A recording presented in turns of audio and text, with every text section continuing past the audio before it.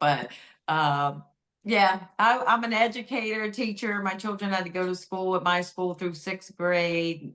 And I'm the head of school / principal, and then come home, and then I'm driven like that. And so I just wanted to, raising our young Black men, that always was in the back of my head about the responsibility of that. I don't know, I'm getting emotional thinking about that. And just trying to just steer them in a way that would ensure that they would be successful. Because I know how hard it is out there for them.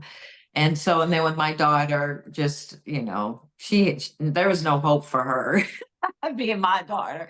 So, there's moments, even like in the show, where we talk to other parents, and, Lucille will say, we left every interview blessed because, you could see similarities in parenting. And I would go, okay, so I wasn't all that bad after all. Like, there was someone else that was doing, another mom.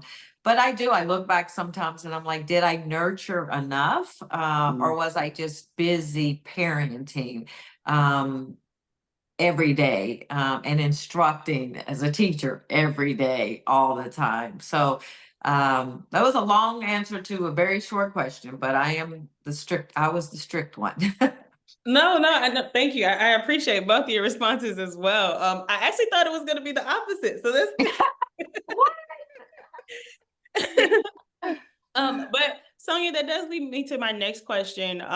Being that you were such a disciplinarian over your ex-husband, in 2019, he did make a comment saying that he didn't want the Golden State Warriors to draft your son. So being that now he's won 3 championships and all of the other success that he has, 4, I'm so sorry. Thank you for correcting me. 4. Did you agree with Joe at the time when he said that, or did you kind of always foresee Steph having this success? Well, we didn't want him to go to Golden State because we wanted him in New York, and they were the next pick. And so we were sitting there, they were 8th pick, and we were just like, he's going to be on the East Coast. And, ironically, and I laugh when I say this, when Dell's in the league for 16 years, I had no clue where Golden State was. So when they announced Golden State, I was like, where is my child going? Like, and Dell's like, really? You're going to say that? Like 16 years and you don't know? And I'm like, Lord, you're going to take him all the way over to the West Coast. You're going to take my baby and take him somewhere in this never land. So there was, it was a combo of that. We thought New York.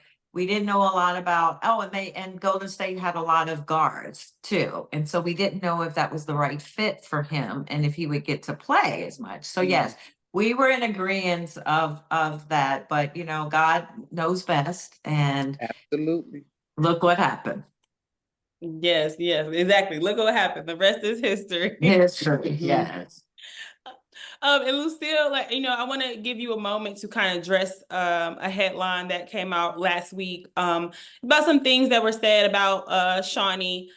People felt that you were implying that you thought that she wasn't right for Shaq. So I just wanted to give you a moment to clear up that. So I don't want anybody thinking any ill will behind anything that you said. People are going to interpret what you say the way they want to receive it. We have no control over that. I would never imply that she wasn't the right one for him because I have no knowledge of that.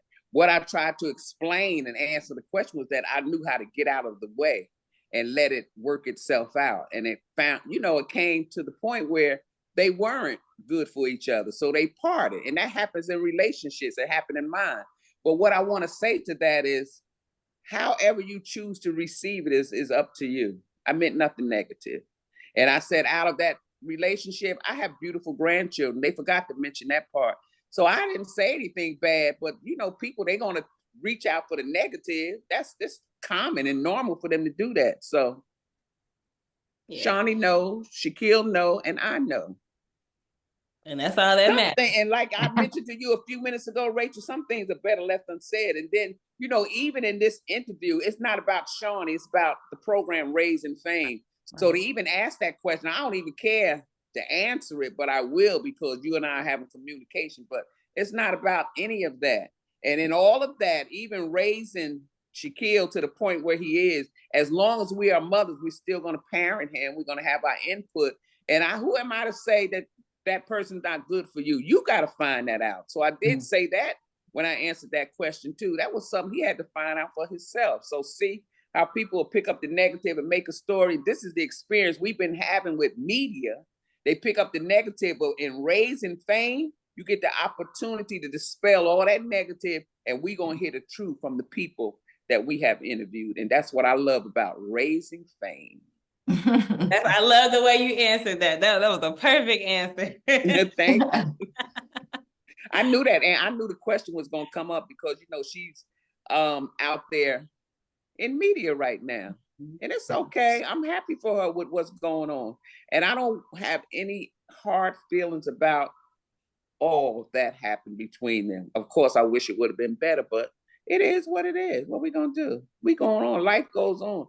We working. We raising fame. We sharing history. We sharing stories, and that's what we doing today. This is not about Shawnee. Right. And I want to jump back to Shaq. I mean, like I said, he did have his relationship with her, and I like that you said you kind of, you know, you took a step back. So what advice have you given Shaq just about dating and finding love? I don't give him any advice anymore. I know my place. I'm his mother. If he comes to me and he asks me what he should do, then I give him an answer. But I stopped giving my input because he's a grown man. He real grown. So I know when to be quiet. I'm his mother. I'm not his girlfriend. And that's clear. Make it plain.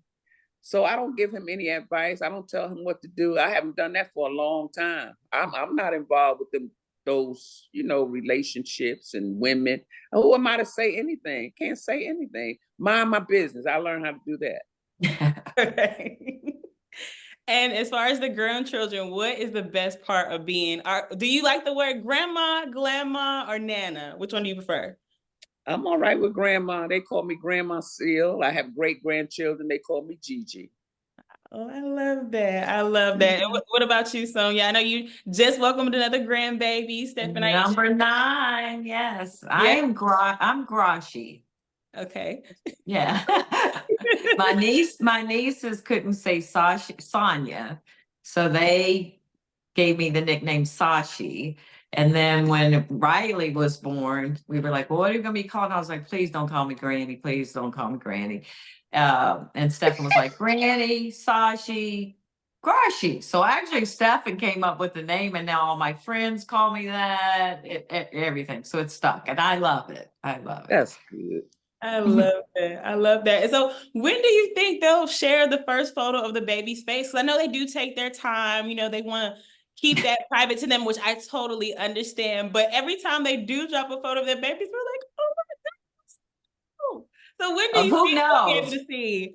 Just like Lucille, I try to stay out of the way, because if I post something or something gets out there before they do it, Lord of mercy, I probably won't ever hold the baby. So I am just like pins and needles with social media when it comes to my grandbabies, because each one of them, all 3 of my children, really have a different way of how they handle their social media and exposure to their family.